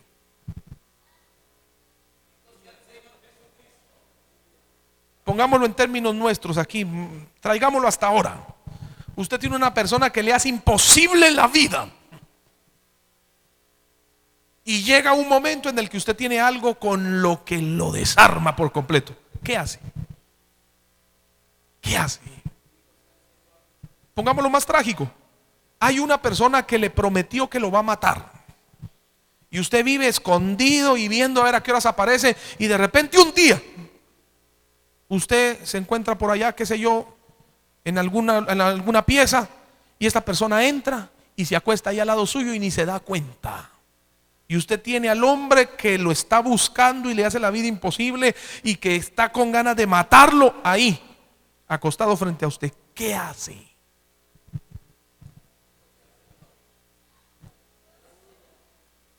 Eso provoca pensamientos en uno. ¿Por qué? Porque la reacción inmediata es: coja la espada y vuélele la cabeza. Ya, ¿para qué? ¿Para qué más? Ya, estoy cansado de esta persecución y ahora lo tengo aquí en mis manos. Esa fue la reacción de los hombres de David. ¿Usted se da cuenta? Y note algo. Note las palabras que el escritor nos añade, y es de que cuando los hombres de David vieron eso, en el verso 4, le dijeron: he aquí el día que te dijo Jehová, he aquí que entregó a tu enemigo en tu mano y harás con él como te pareciere. Y a mí me llama la atención, ¿sabe por qué? Porque si usted de ahí se regresa, en lo personal, puede ser que usted lo encuentre y se acerca a mí para yo también aprender de esto. Pero yo no he encontrado el versículo donde Dios le haya dicho eso a David. Sin embargo, los hombres le dicen: he aquí el día que te dijo Jehová, hay que volarle la cabeza. Y David, por un momento, usted se da cuenta que se levantó calladamente y que eso lo provocó, no a cortarle la cabeza, pero le cortó un pedacito del manto. Y Saúl ni cuenta se dio. Aleluya.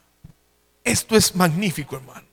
Es especial, de verdad que eso, cuando yo lo estudiaba, me erizaba los pelos. Porque yo podía ver cómo a veces nosotros nos dejamos ser, somos influenciados por los demás. Hay que tener cuidado de esa influencia. Si los demás hablan despropósitos, usted no. Si los demás se desbocan en proferir cantidad de palabras, usted no. Aunque sea la mayoría, usted apártese de ese tipo de personas. No lo haga. Pero note que los hombres de David dijeron: este es el día de Jehová. Parecía un día de Jehová de verdad. Parecía que Dios se lo estaba poniendo ahí para que lo matara. Pero no era la intención de Dios.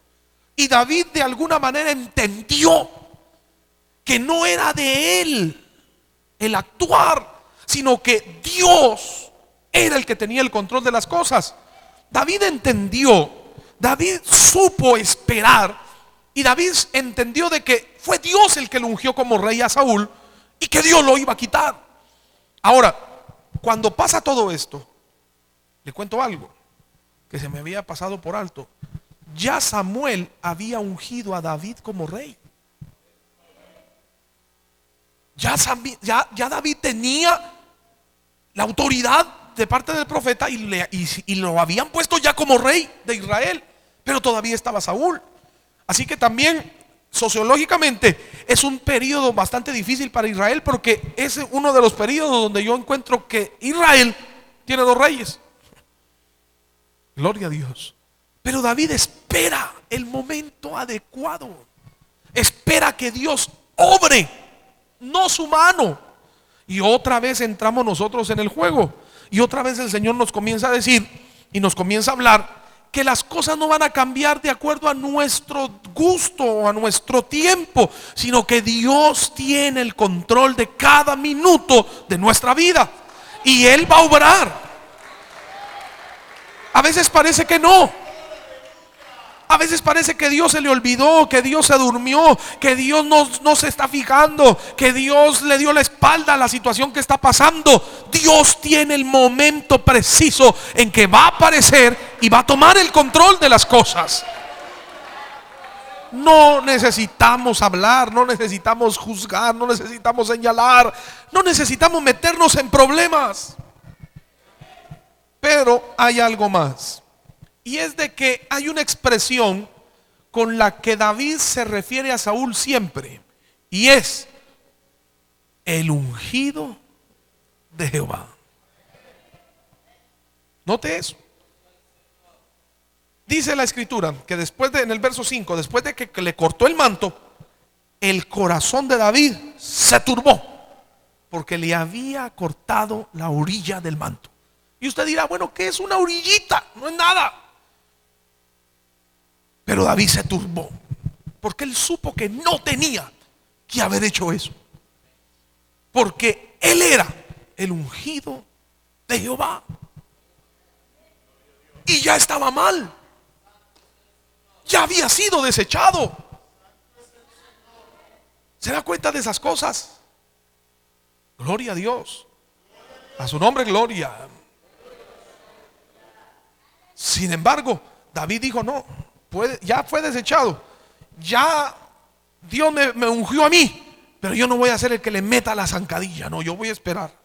Si Dios me ungió a mí y dijo que yo iba a hacer, yo espero. No necesito ayuda. Dios no necesita que le demos una manito. Él hace como Él quiere. Gloria al Señor. Entonces, cuando David, su corazón se turba, le dice a sus hombres: Jehová me guarde de hacer tal cosa contra mi Señor, el ungido de Jehová, que yo extienda mi mano contra él, porque es el ungido de Jehová. Oh, hermanos, si tuviéramos esa visión de las cosas, creo que seríamos muy diferentes las situaciones que estuviéramos viviendo. Si pudiéramos entender que la persona que está al frente de nosotros, que Dios puso, es la persona que Él ha ungido. Alabado el nombre del Señor. Así tenga el carácter que tenga, es el que Dios puso. Amén. Es el que Dios puso, es el que Dios tenía escogido, es el que Dios tiene ahí por algún propósito, porque el día que Él ya no lo quiera, lo quita. Pero si todavía está ahí, no es porque Él se ha aferrado, es porque Dios lo ha permitido.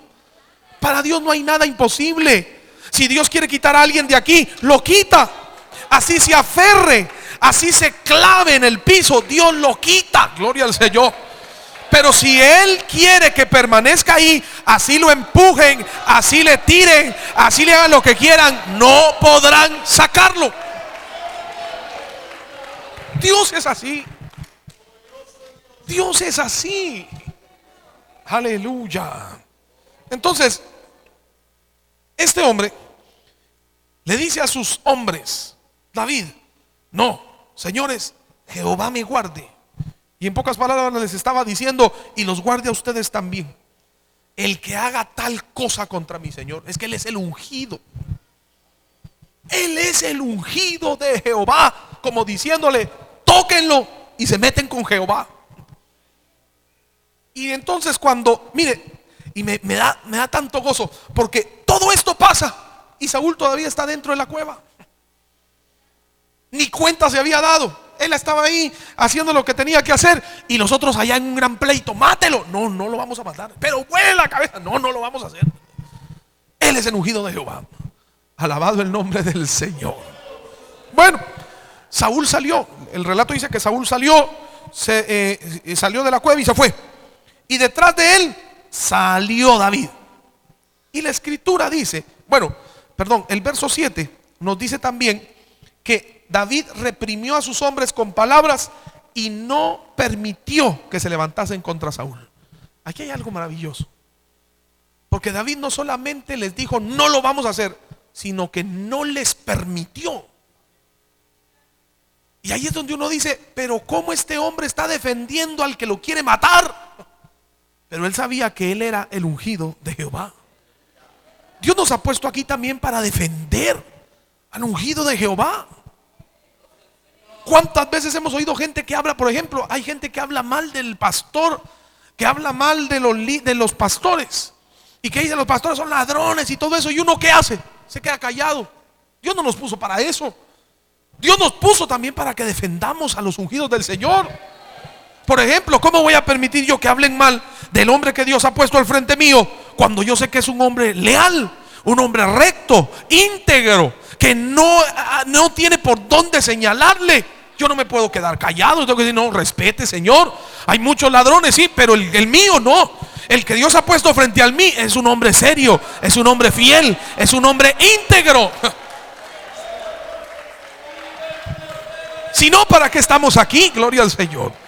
Uno oye y oye que denigran, que dicen que venga, que aquello, y uno callado. No, uno tiene que decir, no, momento, con mucho respeto, con respeto, pero con autoridad. No, momento, eso es verdad, pero no todos somos así. No todos son así. No todos, hay también hombres fieles a Dios. Hay hombres leales, hay hombres rectos, hay hombres que se han guardado. No por algo, hay hombres que tienen canas ya y que en todos esos años han sido fieles. No han permitido que el pecado los destruya, los ensucie. Gloria al Señor. Y sobre todo eso, la unción de Dios está sobre ellos. De la misma manera, cuando se le acerque a hablar a algún hermano a usted del pastor o del líder, cuando se acerque a alguien a decirle, mire que tal cosa, a mí no me parece esto, que no sé qué, dígale, no, momento, a mí no me meta en sus problemas. ¿Se lo puede decir? Respete, aquí mientras yo esté, usted no va a hablar del pastor, ni de los líderes, no. Yo no se lo voy a permitir, porque ellos son los ungidos del Señor. Alabado el nombre del Señor. Pero que tiene errores, pero ellos son los ungidos del Señor. Y usted no tiene errores. Y usted sí es perfecto. Alabado el nombre del Señor. ¿Ve por qué le digo que esto es profundo? Es que esto es profundo. David no permitió que se levantaran contra él. Bueno, sigamos. Luego dice que Saúl salió y atrás salió David y le comenzó a gritar, ¡hey, mi señor el rey! Y cuando Saúl se volteó y lo vio, dice el final del verso 8, que se inclinó a tierra y que hizo reverencia. Le salvó la vida. No dejó que nadie le hiciera nada. Y cuando él se voltea, va y se postra en el piso como señal de reverencia, porque él era el rey. Aleluya. Por eso le digo, los dos factores principales en el respeto a la autoridad está la obediencia, pero también la humillación, la humildad. Este hombre era humilde. Se postró y le hizo reverencia primero, y luego le dice, bueno, oye, ¿por qué oye las palabras de los que dicen, mira, David procura tu mal?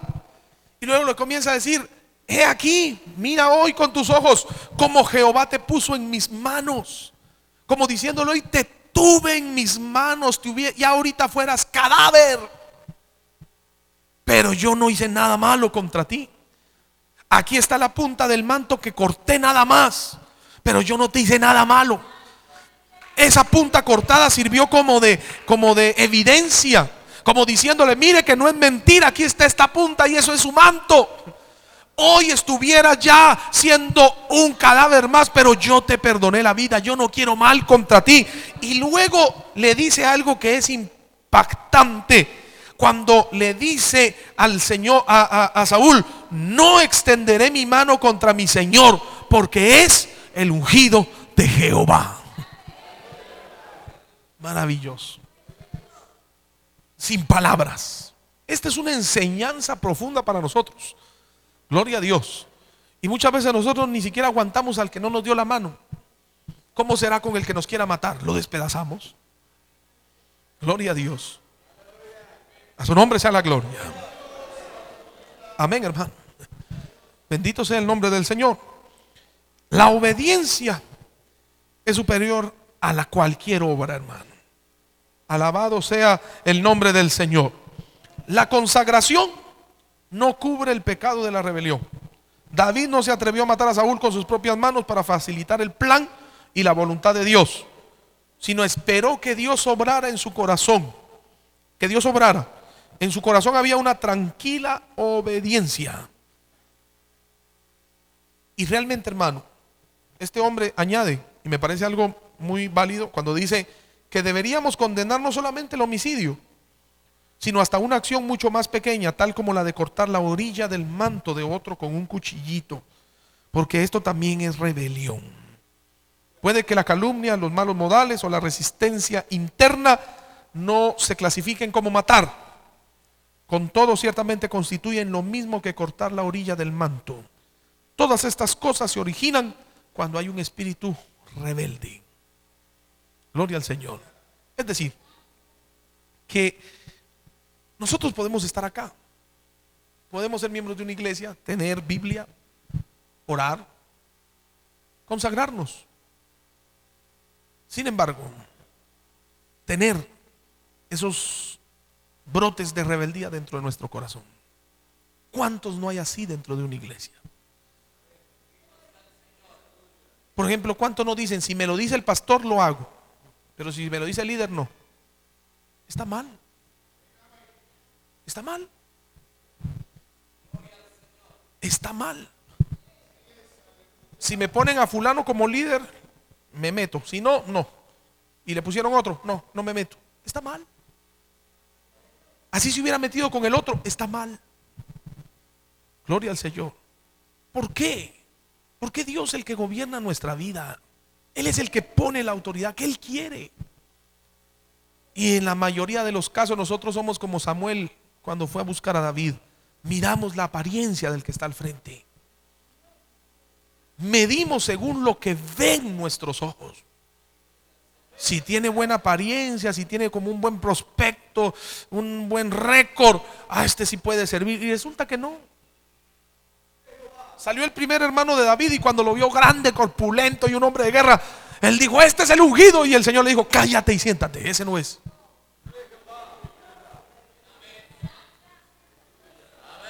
Y así pasaron 6 más y nada. Y él dice, mire, ya se acabó sus hijos, porque el Señor no me ha dicho nada. Y él dice, no, falta uno, David. Y cuando David entró, más se tardó en entrar que Dios decirle, párese, que ahí está el ungido mío. Gloria al nombre del Señor.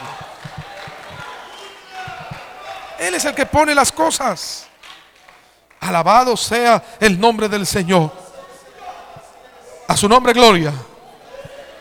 Verso 12, palabras clave de David. Juzgue Jehová entre tú y yo y véngueme de ti, pero mi mano no será contra ti. Verso 13, utiliza un refrán para confirmar lo que decía. Como dice el proverbio, de los impíos saldrá la impiedad, así que mi mano no será contra ti. Y se acabó. Cada uno cogió su camino. Pero en el capítulo 26 vuelven otra vez a encontrarse. Mire, verso 1. Vinieron los cifeos a Saúl en Gabaa diciendo, ¿no está David escondido en el collado de Aquila al oriente del desierto? Saúl entonces se levantó y descendió al desierto de Zif, ya no es En Gadi, ahora es Zif, llevando consigo otra vez 3,000 hombres escogidos de Israel para buscar a David en el desierto de Zif. Y acampó Saúl en el collado de Aquila, que está al oriente del desierto, junto al camino. Y David estaba en el desierto y entendió, es decir, se enteró que Saúl le seguía en el desierto. David, por tanto, envió espías y supo con certeza que Saúl había venido. Y se levantó David y vino al sitio donde Saúl había acampado. Y miró David el lugar donde dormían Saúl y Abner, hijo de Ner, general de su ejército. Y estaba Saúl durmiendo en el campamento y el pueblo estaba acampado en derredor de él. Entonces David dijo a Ahimelech Eteo y a Abisai, hijo de Sarbia, hermano de Joab, ¿quién descenderá conmigo a Saúl en el campamento? Y dijo Abisai: yo descenderé contigo. David pues y Abisai fueron de noche al ejército, y he aquí que Saúl estaba tendido durmiendo en el campamento, y su lanza clavada en tierra a su cabecera.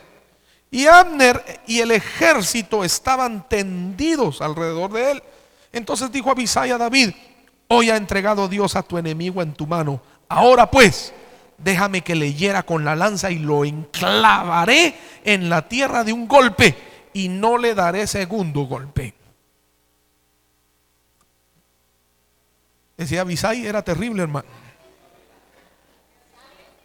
Y David respondió a Abisai: no le mates, porque ¿quién extenderá su mano contra el ungido de Jehová y será inocente?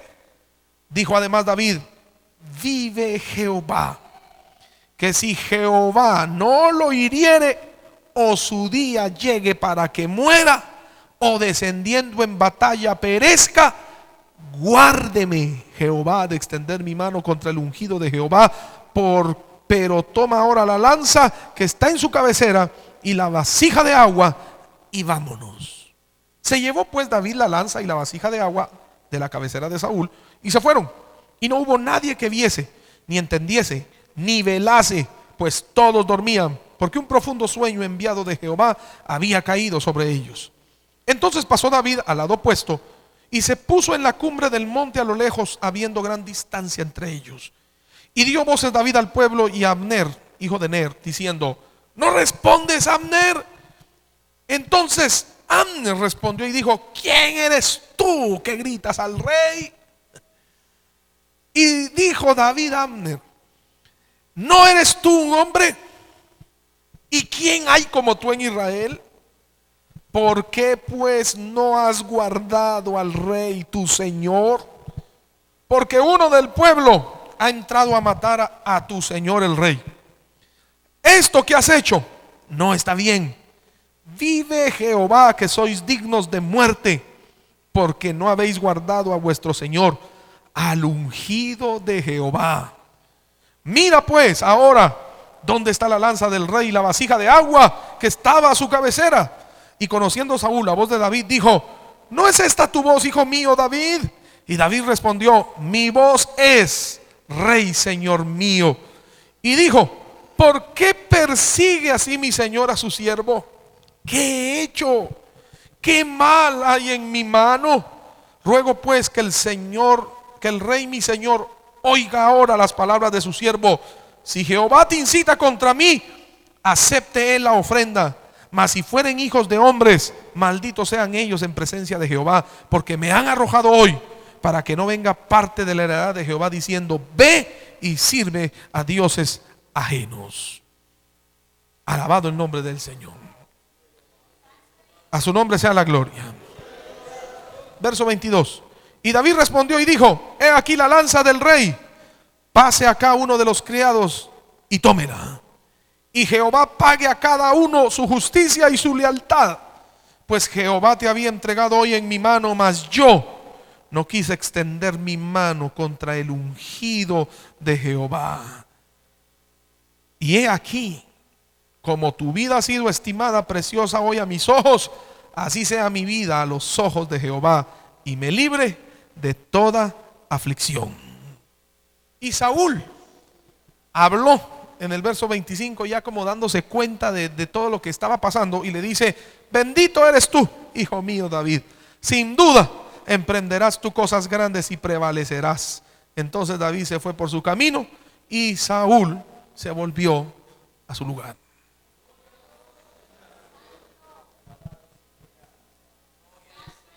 Yo sé que tal vez está un poco cansado, pero a esto me refiero yo, a estudiar, es a leer, a ver lo que dice, ¿sí? Y a tratar de comprender lo que estamos leyendo, a seguirle una secuencia. Pero mire, una segunda vez David es puesto en las manos de Saúl en Zif. Ahora, hay varias cosas. Primero, David envía espías para ver dónde está Saúl, lo localiza, y entonces viene y se levanta y va al sitio donde estaba Saúl, y mira David que el lugar donde dormía Saúl y Abner, general del ejército, y que estaban durmiendo en el campamento y el pueblo estaba acampado en derredor de él. El rey quedó en el centro y los otros se acamparon alrededor de él. Entonces David toma a Abisai y se van. Y le dice: acompáñame. David llega hasta donde está el rey. Si los demás estaban alrededor de él, David tuvo que pasar por encima de todos esos, junto con Abisai, y llegaron hasta donde estaba el rey. Cuando llegan a donde está el rey, Abisai en el verso 8 estaba como muy avisado y le dice: hoy ha entregado Dios a tu enemigo en tu mano. Pero note que no le dice: mátalo, sino que de alguna manera Abisai diría: no, esta es la segunda y la vamos a dejar ir. No más. Entonces le dice: hoy es el día, pero no le dice: extiende tu mano, sino le dice: déjame que yo le meto una nada más, un golpe y lo clavo en la tierra. No van a haber dos, como quien dice, no va a haber segunda. Uno solo, y ni siquiera va a sentir cuando ya esté clavado. Gloria a Dios. Por eso le decía, terrible, un hombre así, imagínese, un hombre así en el ejército de una persona, un gran guerrero, sin miedo, valeroso. Pero David, en el verso 9 le dice a Abisai: no le mates. Me imagino que Abisai ya estaba hasta listo y cuando le dicen: no lo mates, tal vez Abisai: pero usted está loco. Quizá Abisai le diría: pero David, ya es la segunda, esta es la oportunidad de nuestra vida. Y él le dice: no lo mates, porque ¿quién extenderá la mano contra el ungido de Jehová? Esto es maravilloso, hermano. ¿Sabe por qué se lo digo? Porque muchas veces hay personas que no están contentas con el líder, con la persona que está al frente de ellos, y le andan buscando el paso.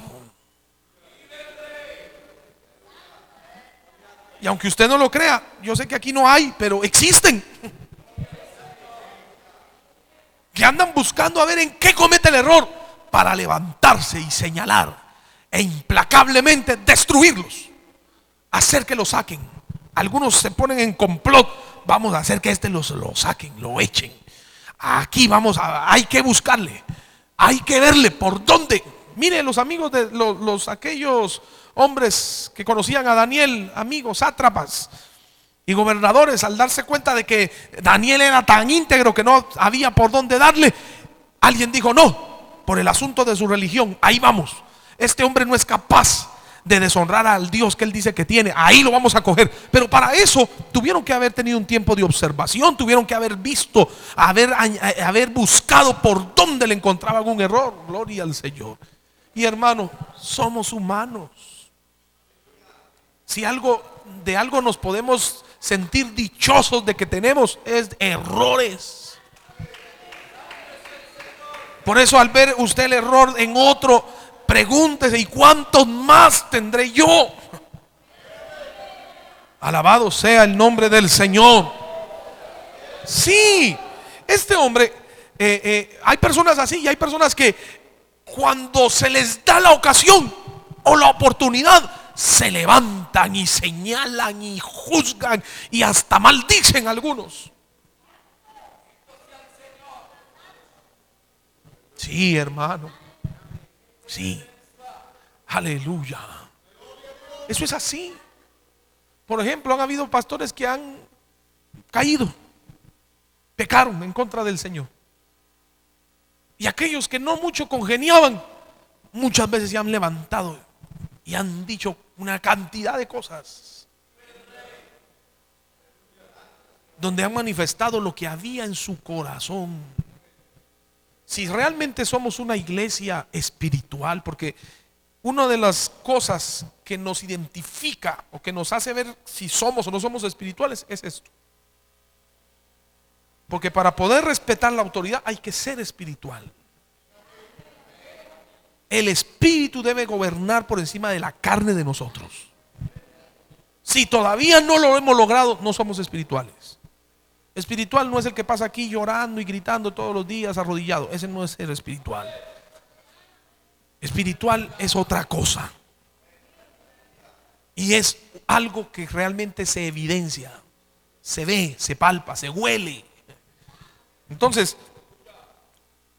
si fuéramos una iglesia de verdad espiritual, lo que daría sería pesar.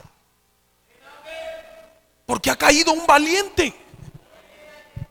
Pero si cae un valiente y usted se goza y le señala, hermano, en usted no hay absolutamente nada de Dios. Alabado el nombre del Señor. Amén, hermano. Mire, Jesús clavado en la cruz dijo: Padre, perdónalos, porque no saben lo que hacen. Él podría haber dicho: mátalos, pero no, perdónalos. Son ignorantes, no saben lo que hacen. Alabado el nombre del Señor. ¿Qué tanto hay de eso en nuestro corazón?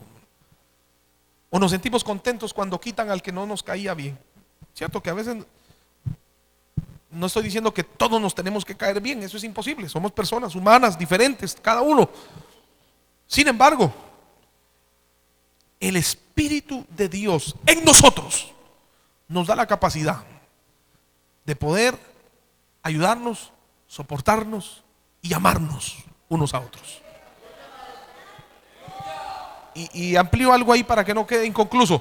Amar no significa estar abrazado con otro todo el día. Eso no es amar. Ni darle besos, ni abrazos, ni decirle te quiero mucho cada 5 minutos. Eso no es amar. Amar es otra cosa, pero eso lo vamos a ver. En alguno de estos días vamos a ver eso con la ayuda del Señor. Entonces, este hombre David detiene a Abisai. No lo dejó. Y una vez más la sentencia es: ¿quién va a extender su mano contra el ungido de Jehová?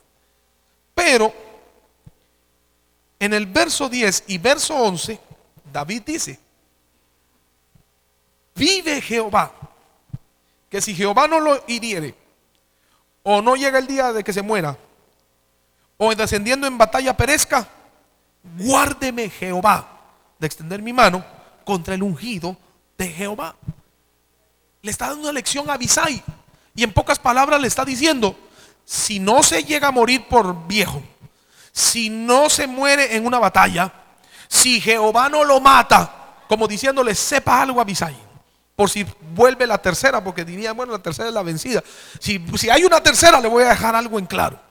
Si no se muere de viejo, si no muere en una batalla, si no lo mata el Señor, sepa que yo no voy a extender mi mano. Como diciéndole: podemos tenerlo 50 veces más enfrente de nosotros, no me vuelva a decir que lo mate, porque no lo voy a permitir.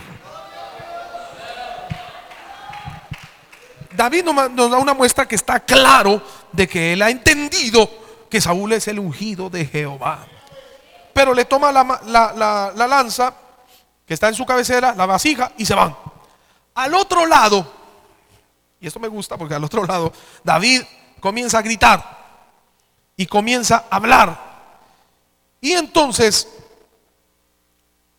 cuando él grita y da voces, Abner, hijo de Ner, el general, le responde un poquito con un tono grosero quizá. Le dice: ¿quién eres tú que gritas al rey? Él no sabía quién era. Note que más abajo dice que Saúl, después de oír la plática, como que identificó que era David, y ahí fue donde le preguntó. Pero Abner, por estar dormido, no supo ni quién era el que se había metido. Pero él ahí, como con mucho valor, le grita: ¿quién eres tú? Como para infundir miedo. Y David le responde y le dice: ¿no eres tú, hombre?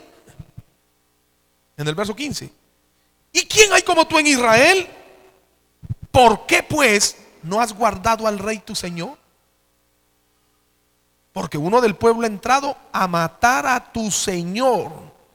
Y luego en el verso 16 le dice que vive Jehová, que él es digno de que lo maten, porque no ha guardado a vuestro señor, el ungido de Jehová. Aquí hay algo también importante, y es, una vez más, confirmando lo que dijimos anteriormente. Dios también nos ha puesto el trabajo o nos llama a defender a nuestras autoridades. Cuando, hermano, si David lo hace con un hombre que ya fue desechado y que ya Dios no quiere nada con él, ¿cuánto más no lo vamos a hacer con siervos de Dios que son fieles? Alabado sea el nombre del Señor. Con hombres de Dios que no son unos aparecidos, que no aparecieron ayer, sino tienen años de ministerio, de fidelidad, de entrega, de limpieza, de transparencia. Y por eso a veces como que le enciende a uno el coraje, porque de alguna manera uno dice, pero ¿por qué tanto se quedan callados muchas veces? Mire, por ejemplo, Dios bendice al pastor, le provee algo, cualquier cosa material, y ahí mismo no falta el que comience a hablar. Y usted oye o yo escucho y nos quedamos callados. Callados. Como diciendo, como otorgando, como diciendo, ay sí, tiene razón. Cuando uno sabe que no es así. Cuando uno sabe que ha sido un hombre entregado y que Dios lo bendijo. Alabado el nombre del Señor. ¿O es pecado que Dios bendiga al pastor con un carro? Es un pecado eso. Por ser pastor está condenado a andar en burro todo el día, todos los días de su vida. No. Dios también bendice. Y bendice a los siervos de Él, porque para eso le trabajan. Y Dios le da a cada uno conforme a su labor. El que es esforzado, Dios le da según su labor. El que es perezoso, le da también conforme a lo que le toca. Pero Dios es el que bendice. Él es el que provee, Él es el que da. ¿Cómo vamos a dejar que otro venga a hablar y a menospreciar lo que Dios está haciendo con nuestro líder? No, hay que abrir la boca y hay que decir, no, momento, yo no voy a permitir que usted hable de esa manera. Yo conozco a ese hombre, a esa mujer que son fieles, que han demostrado entrega. Dios nos ha mandado para eso también, hermano. Sí, de verdad, se lo digo con amor en el nombre del Señor. Pero Dios nos ha enviado para esto también, para poner las cosas en claro, para no avergonzarnos de los líderes que Dios nos ha dado, porque son personas que Dios ha visto, que ha contemplado, que las ha probado y que las tiene listas para este tiempo. Alabado sea el nombre del Señor. Si hablan de otra persona que yo no conozco, a lo mejor mi reacción es guardar silencio, porque ¿qué voy a hablar yo de otro que nunca he visto, que no conozco? Pero si tengo 20, 30 años de estar en esta iglesia y yo conozco el hombre que Dios puso en esta iglesia y he visto su trayectoria y he visto el inicio, el desarrollo, todo cada año, cómo ha actuado, cómo ha sido, y ahora veo que Dios le bendice, ¿me voy a quedar callado al oír a otro que medio acaba de nacer hablando despropósitos? Y le digo algo, la Biblia no nos está invitando a que vayamos a clavarlo en el piso, no, sino que le hablemos y le digamos, no, hermano, momento, no hable así, las cosas no son así. Y si usted puede explicarle, explíquele y dígale, no, mire, lo que ha pasado es esto. Alabado sea el nombre del Señor. En mi país, en algunas ocasiones algunas personas hacían eso. Y hubo una en la que yo pude sentarme y decirle, no, mi hermano, Dios me dio el privilegio de llegar como a la edad de 10, 11 años aquí. Y cuando yo llegué a esta obra, el pastor y unos 5 o 6 colaboradores más era la iglesia. Y eso pasó hambre, pasó necesidad, pasó escasez, eso lo vimos, pero flaco. Y si Dios lo ha prosperado ahora y engordó un poquito, es porque Dios ha sido fiel. No hable así como está hablando, le dije yo a esa persona, no diga eso que está diciendo, le queda mal, porque esa es la verdad. Dios nos ha puesto también para defender a nuestras autoridades. Abner era el encargado de velar por la vida del rey y estaba dormido. Ni siquiera vio a qué horas entró David y Abisai. Lo hubieran podido matar y el otro ni cuenta se hubiera dado. Tal vez lo hubieran matado a él también. Por eso David le dice: usted vive Jehová, que usted es digno de muerte, porque no estaba velando al ungido de Jehová. Alabado sea el nombre del Señor. ¿Se da cuenta cómo David entiende y nos da una panorámica de lo que es respeto a la autoridad? Que no solamente es guardarle respeto, reverencia, que no solamente es tratarle bien, que no solamente no es hablar mal de él, sino que también conlleva en algunas veces defender la causa del Señor. Alabado el nombre de Dios. Es magnífico, magnífico. Pero luego nos dice la escritura que después de que le responde así, Abner se quedó callada la boca, hermano, ya no habló nada. Alabado el nombre del Señor. Y entonces David vuelve a hablarle a Saúl, porque el tiempo ha avanzado ya mucho, pero David vuelve a hablarle a Saúl. Y al final, Saúl, usted se da cuenta del verso número 25, Saúl entiende que Dios está con David. Saúl se da cuenta ahí que él está peleando con alguien invencible, porque no es con David, es con Jehová con el que está peleando. Y Saúl se da vuelta y le dice: indiscutiblemente, hijo mío, sin duda emprenderás grandes cosas y prevalecerás. Como diciéndole: contigo no hay batalla. Como diciéndole: yo ya perdí esto, aquí estoy haciendo patadas de ahogado. Porque vuelvo a repetirle, si Dios lo puso, si Dios lo plantó en un lugar, Él está allí. La batalla que se levante va a ser con Él. La crítica se levante va a ser con Él. Y la defensa vendrá de Él también. Alabado el nombre del Señor. A su nombre gloria.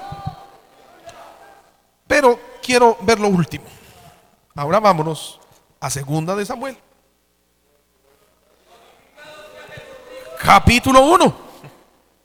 Y se lo voy a leer.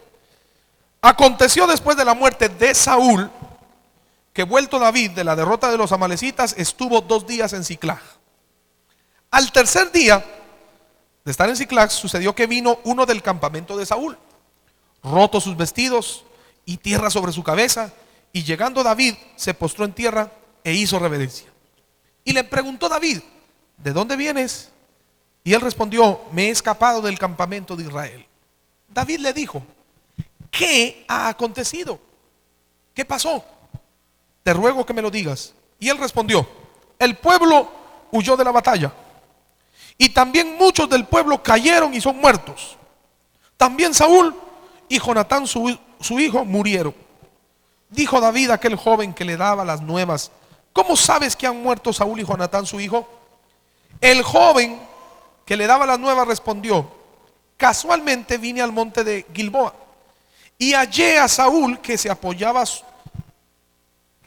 sobre su lanza, y venían tras él carros y gente de a caballo. Y mirando él hacia atrás, me vio y me llamó. Y yo dije: heme aquí. Y me preguntó: ¿quién eres tú? Y yo le respondí: soy amalecita. Él me volvió a decir: te ruego que te pongas sobre mí y me mates, porque no se ha apoderado de mí la angustia, pues mi vida está aún toda en mí. Yo entonces me puse sobre él y le maté, porque sabía que no podía vivir después de su caída. Y tomé la corona que tenía en su cabeza, la argolla que traía en su brazo, y la he traído acá a mi señor. Entonces David, haciendo de sus vestidos, los rasgó, y lo mismo hicieron los hombres que estaban con él. Y lloraron y lamentaron y ayunaron hasta la noche. ¿Por quién? Verso 12. ¿Por quién? Por Saúl y Jonatán su hijo, por el pueblo de Jehová, por la casa de Israel, porque habían caído a filo de espada. Y David dijo a aquel joven que le había traído las nuevas: ¿de dónde eres tú? Y él respondió: yo soy hijo de un extranjero amalecita. Y le dijo David: ¿cómo no tuviste temor de extender tu mano para matar al ungido de Jehová? Entonces llamó David a uno de sus hombres y le dijo: ve y mátalo. Y él lo hirió y murió. Y David le dijo: tu sangre sea sobre tu cabeza, pues tu misma boca testiguó contra ti diciendo: yo maté al ungido de Jehová. Uy, hermano, Esto es terrible. Primero le quiero decir algo.